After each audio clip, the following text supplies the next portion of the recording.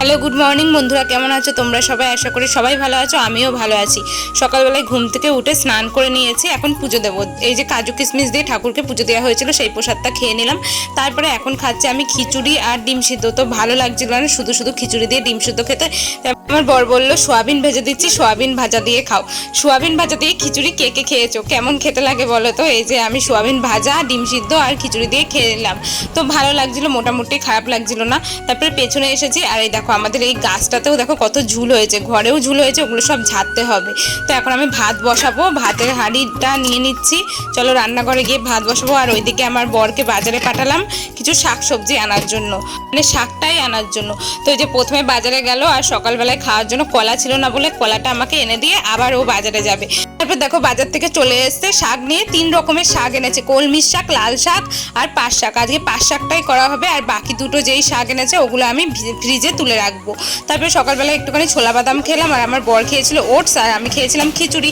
তারপরে এখানে কেটে ধুয়ে শাকটাকে বেছে বুঝে ভালো করে পরিষ্কার করে নিয়েছি। এখন রান্নাঘরে চলে এসেছি শাকটাকে ভাজতে। গ্যাসটাকে নিচে নামিয়ে নিয়েছি, দিয়ে এখানেই রান্না করব, কারণ ওপরে খুব গরম লাগে, রান্নাঘরটা প্রচণ্ড গরম তো তাই। তো প্রথমে তেল দিলাম, তেলের মধ্যে রসুন আর কাঁচা লঙ্কা ফোড়ন দিয়েছিলাম। পাট শাক ভাজতে তো রসুনটা লাগেই। তারপরে যে পাট শাকটা ভাজি, আর পাট শাকটা ভাজতে ভাজতে দেখো কয়টুকু হয়ে গেছে। কাটার সময় তো মনে হচ্ছিল অনেকটা, দেখো ভাজার পর কতটুকুনি হয়ে গেছে।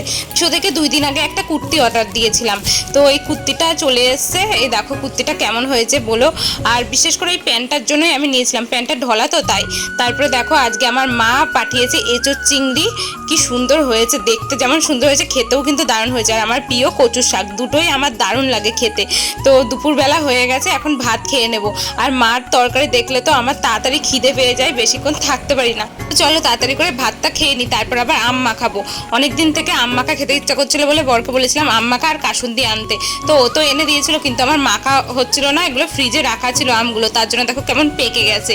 তো ঘষার পর এর মধ্যে একটুখানি লবণ আর কাঁচা লঙ্কা আর কাসুন্দি দিয়ে মাখিয়েছিলাম, তো খেতে মোটামুটি খারাপ লাগছিল না, ভালোই লাগছিল। তারপরে ঘুমিয়েছিলাম, ঘুম থেকে উঠে দেখছি আমার শাশুড়ি মা এখানে বেলের শরবত করছে। তো আমি একটুখানি ভিডিও করে নিলাম। আমি কিন্তু বেলের শরবত খাই না, আমার একদমই ভালো লাগে না, কারণ বেলের গন্ধটাই আমার ভালো লাগে না। তোমাদের কার কার ভালো লাগে না আমার মতো বেলের শরবত খেতে, জানাবে কিন্তু। তারপর দেখো সন্ধ্যেবেলায় আমি এখন রান্না করব তড়কা। আজকে ছিল শনিবার, কিন্তু আমি আমার বর দুজনে মিলে শনিবার মানছি না, কারণ সকালবেলায় ডিম খাওয়া হয়ে গেছে। আর নিরামিষ তড়কাটা করলাম। তড়কাটা কিন্তু নিরামিষ করলেও ভালোই হয়েছিল, রসুন পেঁয়াজ কিচ্ছু দিইনি, কিন্তু তাও খেতে ভালো হয়েছিল। টমেটো দিয়েছিলাম একটুখানি, আর আদা জিরে বাটা দিয়ে করেছি। তো এই যে আমার হয়ে এসেছে, কিন্তু একটুখানি সিদ্ধটা না কম হয়ে গেছে, আরও 2টো সিটি দিলে প্রেশার কুকারে ভালো হতো।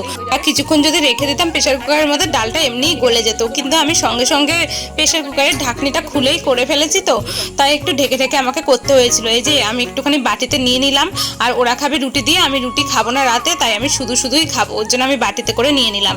এই দেখো, আর তরকারিতে কিন্তু লাস্টে কাসুরি মেথি দিয়েছিলাম, যার জন্য গন্ধটা খুব সুন্দর হয়েছিল, আর খেতেও কিন্তু খুবই ভালো হয়েছিল। আমি তো ভাবছিলাম নিরামিষ তরকা হয়তো অতটা ভালো লাগবে না, কিন্তু সত্যি নিরামিষও খেতে কিন্তু খুব ভালো হয়েছিল। তারপর দেখো সন্ধ্যাবেলায় ওরা খাবে রুটি আর তরকা দিয়ে, আর আমার রুটি খেতে আজকে ইচ্ছা করছিল না একদমই। তো বরকে বলেছিলাম রাইস আনতে ঝাল ঝাল করে বানিয়ে, তো এটা কিন্তু ঝাল ঝাল করে রাইসটা বানিয়ে এনেছে। তার সাথে বলেছিলাম বাঁধাকপি আর পেঁয়াজটা কিন্তু চেয়ে নিয়ে আসবা বেশি করে। তো এই যে বাঁধাকপি পেঁয়াজ দেখো বেশি করে দিয়ে না, এই রাইসটা খেতে কিন্তু দারুণ লাগে। ঝাল খাওয়ার পর একটু মিষ্টি মিষ্টি কিছু খেতে ইচ্ছা করছিল, তো এই যে লাড্ডু একটা নিয়ে নিলাম। লাড্ডুটা খেতে খেতে এখানে ভিডিওটা শেষ করছি, দেখা হচ্ছে নেক্সট ব্লগে। ততক্ষণ সবাই ভালো থেকো, সুস্থ থেকো, টাটা।